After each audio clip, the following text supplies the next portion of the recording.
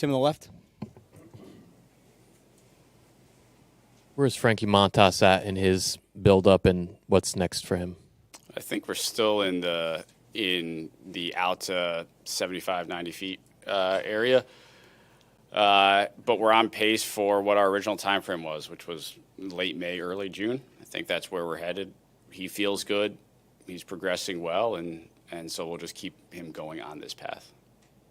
When Alvarez comes back, sounds like second half of this week, is it safe to say that he will be for sure the starting catcher?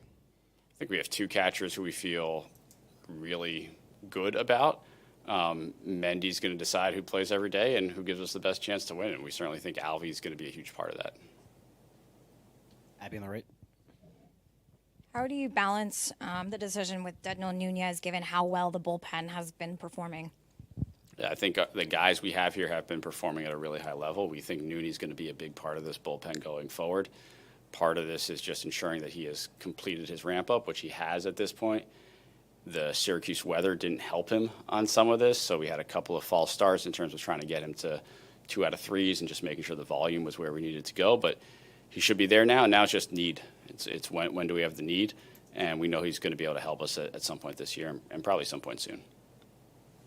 On the left, Mike. David, with Jeff McNeil coming back, what kind of difficult decision do you face with Acuna and Beatty? And does McNeil play second base every day now? Look, I think good decisions are difficult decisions are a good thing.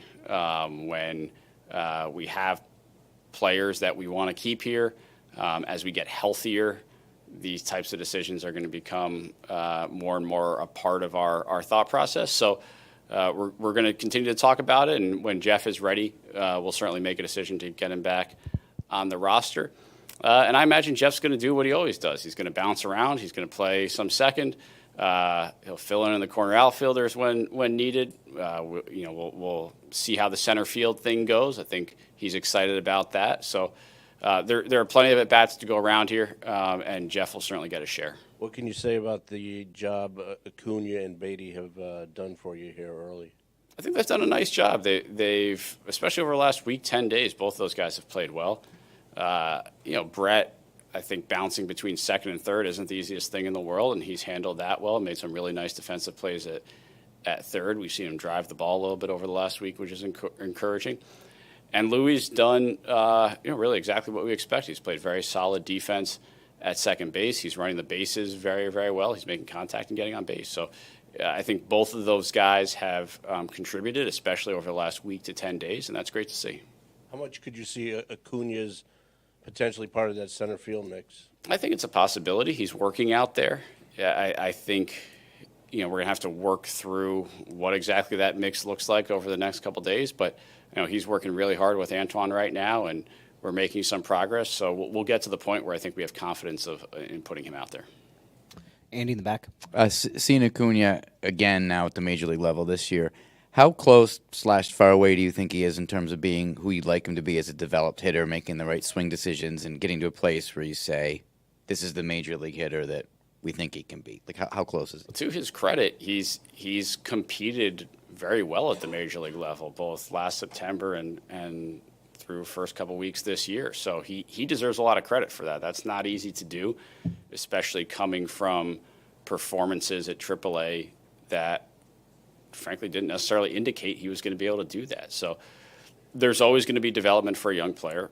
He still has that need, but he deserves a lot of credit for being able to, at the major league level, make adjustments, stay locked in, understand game plans, and put up competitive at-bats. And can that kind of develop, like generally speaking, happen at the major league level if you're not playing every day, if you're playing a role? Or ideally, should you really be playing every day to get to that? It's such a great debate, right? Is playing every day at a slightly lower level of competition or getting less regular playing time at the ultimate level of competition better? I think it's very individualistic.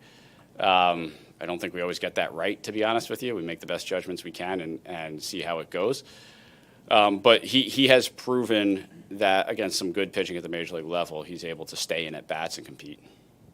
Anthony on the left.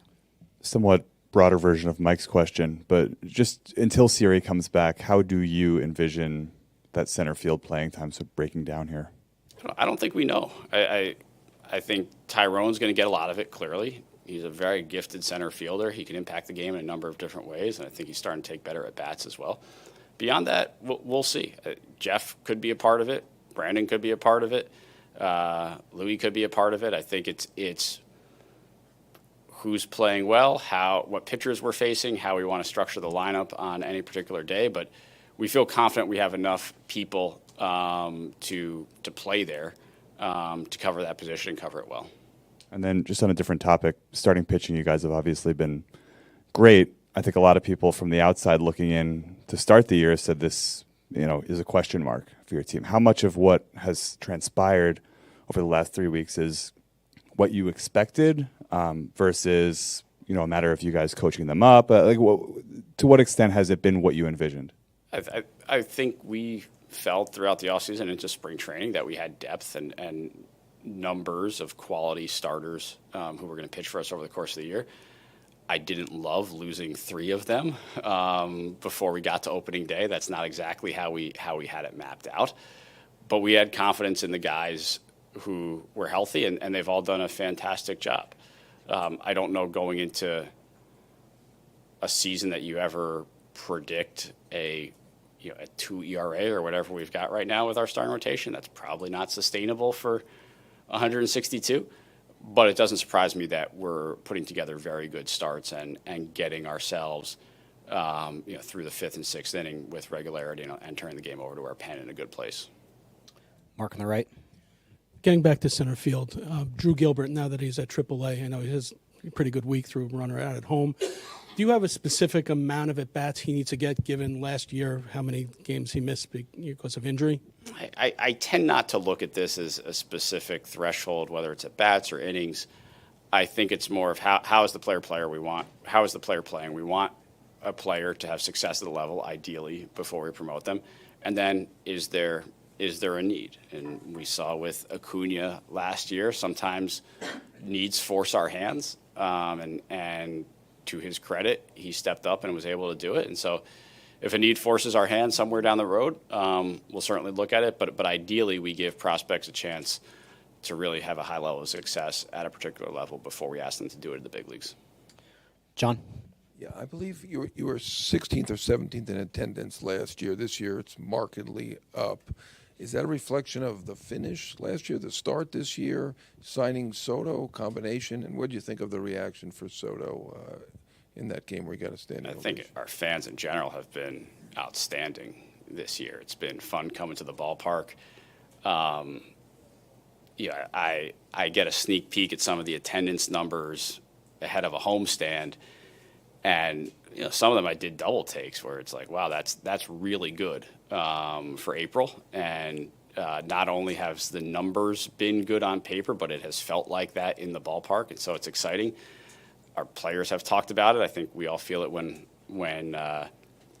we're here, and why that is probably a combination of everything you mentioned. I think we had a fun run last year. Our fans believe in this team. And we've played pretty well out of the chute here, which probably helps as well. Jake? Last year was such a unique season for so many different reasons. I'm curious for you, when you look back on that, what did you learn from that experience as someone kind of tasked with building rosters? Was there anything about it that maybe changed your perspective at all? I don't know. I think you learn sort of once again, and you tend to learn it in this job over and over again, that you got to kind of plan for the unexpected or leave room for the unexpected. What our team looks like on April 1st is going to look very different on August 1st and hopefully October 1st. And that's just the way these things go. It's the way baseball seasons play out. And you try to put yourself in the best position you possibly can as an organization every day. And guys will step up, and we had that last year. And I couldn't have predicted the particular names that were going to do it on opening day, and we had a lot of guys do it, and ultimately had a really fun year. Tim Britton? Going off Anthony's question, with Clay Holmes specifically, how has what he's been able to do through a handful of starts aligned with maybe your expectations or vision for him as a starter? I think this is what we thought he was going to be able to do. With Clay and this transition, so much of it is how is the repetition of this going to work out? How is this going to progress over the course of the season? I don't think there was too much of a question, internally at least, as to whether the stuff could play multiple times through the lineup. And certainly as he got into his offseason and spring training and started working through a slightly revamped arsenal, we could see that the stuff quality was really good. And so now it's just a question of how do we maintain this every 5 or 6 days? And how do we make sure we're putting him in the best position possible to get through an entire season? Manny? Kind of along the same lines, but more about the pitching coach, Jeremy Hefner. I think he's been here through 3 managers now, second president of baseball operations. Just how do you evaluate the job he's done, and how directly responsible is he for how this pitching staff has developed over the last 2 years? I think Jeremy does a great job. I think we're fortunate to have a really talented coaching staff across the board here at the major league level. There's so much work that goes behind the scenes that very, very few people see to help our players get better, prepare our players each and every day for competition, and keep our players going through 162 games. I think we've got a really talented staff across the board, and Jeremy deserves a lot of credit for what our pitching staff has been able to do. Jared, on the left. Staying with the pitchers, in the time you've been here, you've sort of built these rotations by asking pitchers to do things that they really haven't done before or hadn't done in a while. Like, what are you looking for when you look for pitchers to bring in? What is the thing that tells you, hey, this guy has maybe more, he could do more than we've seen in the past? It's probably different for each guy. And I think at the highest level, we're looking for tools or attributes that allow them to get major league hitters out consistently. And sometimes that's going to be a slight usage change. Sometimes that may be changes in the weight room or the training room. And so it's very difficult to say we're looking at this specific thing for all pitchers to bring into the organization. It's very specific to an individual. And I think we're fortunate that we have the infrastructure here and we have the personnel here throughout our major league operation and throughout our organization to capitalize on whatever that need is for a particular player. We probably have the resources to help that particular player. We are not going to get all of them right. We have not gotten all of them right, but I think those the ability to meet a player where he needs to be met at is very helpful. Dave? Dave, attendance-wise, Steve said that was something that was obviously very important to him before the season started. And the atmosphere you've created here so far is aligned with what he kind of envisioned. Can you create a real home field advantage? Can that be a real thing? I think we have it. It feels like we have it right now. Good players helps as well, but certainly, I think we have the ability, and our fan base historically has shown the ability to make this an uncomfortable place for opposing players. When I was on the fan side of this thing, it's fun to come to a ballpark. That's an uncomfortable place for opposing players, and it's a whole heck of a lot of fun for our players to see that when it happens. So I think we are getting to that point where our players really enjoy this atmosphere and can take up their level of intensity to another notch. And on the flip side, it can get pretty hostile and loud for the opposition as well, and that's not a bad thing. I mean, for data-wise, it's not something you can really quantify home field advantage, but is the only thing that matters that the players say that they like playing in an atmosphere like that will increase performance technically? Yeah, I think that's right. If players are getting energized to play here throughout the course of the year, that is important, and that means something, and we will play better because of it. Joe on the right. After the winter that was had with Pete Alonso, is this as good of a start you could have envisioned for him? Yeah, what Pete's doing is as good a start as you could envision for I think any human. This is pretty impressive. He's locked in. His zone control is incredible right now. He's hitting everything hard. I've been enormously impressed. Howie on the left. David, we've all seen how a positive chemistry and camaraderie within a clubhouse and a group can disappear the following year after you have that great chemistry just as easily as it can be created. Did you have any apprehensions about how what was a great thing last year in that regard would carry over into this year? Because the observation is that it seems to have been kind of seamless, and what existed last year in that regard is still there this year. Were you concerned about that, and would you agree that it's the same? So the only thing I was concerned about and that we talked about a lot internally was that we didn't want to fall in the trap of trying to recreate 2024. It was going to be different. It is different. I think we've got a really good group in there, and they're bonding and they're finding their identity, but it's happening organically. It's not because we're trying to recreate something that happened organically last year. And so that was maybe the only pothole that I wanted us to avoid was focusing too much on what we had last year and just allowing this group, with a lot of the same faces but some different ones, allowing this group the space to create their own thing. And I think we're doing that. And I think once again we have a group that enjoys playing together and that has some fun and is playing pretty well. Did you have any concerns that bringing in a high-profile player such as Soto could compromise that? And are you surprised that it apparently hasn't? I didn't have those concerns. I think we've got a strong enough leadership group, which Soto is now a part of. We've got a pretty good coaching staff at kind of keeping a pulse on those things and making this a fun place to play that I wasn't particularly concerned about that. Manny on the right.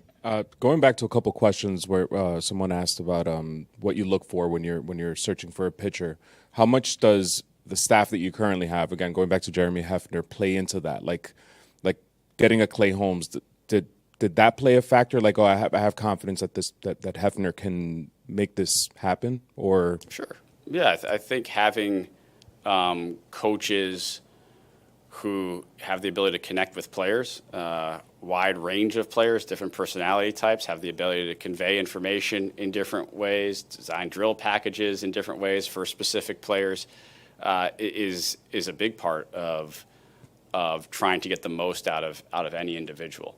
And so on the pitching front, we involve Hef and now Desi and Rosie and Danny Barnes in our off-season pursuits.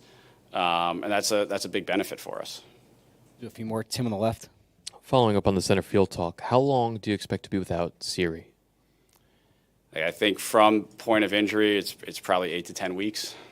And we'll know more once, obviously, we get into baseball activities. But, yeah, it's a good 2 months. Tony on the right.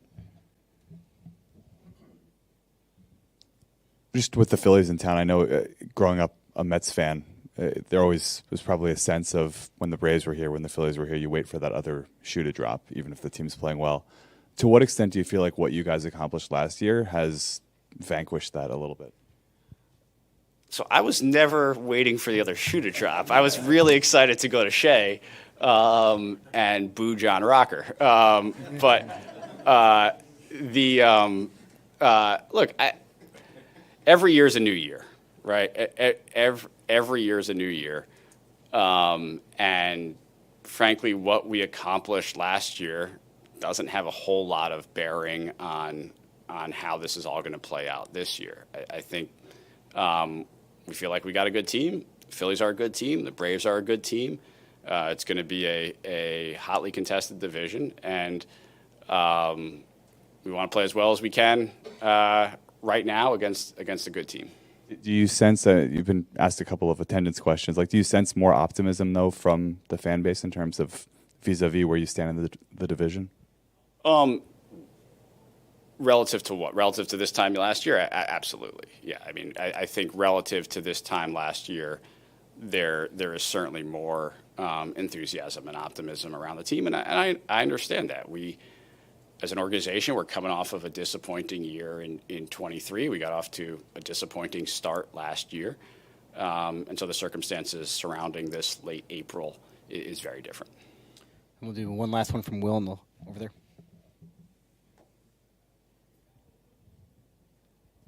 Hey, David, as you've relied on your depth, as we talked about, and you've received this type of production from the rotation, outfield, infield, any part of that, I don't know if surprised, but just maybe confirm some things that you went into believing that it could happen but wanted to see it as far as the production that you've got?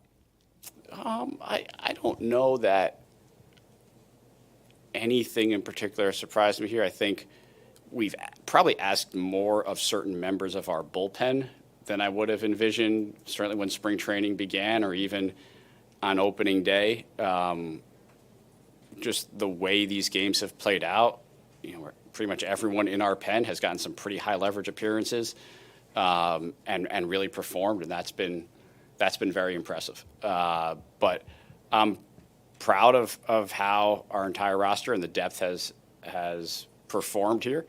We're going to continue to need that to happen over the course of this entire season to have a successful year. And it's nice that so far it has been the case. All right. Thank you very much for your Thanks. time, David.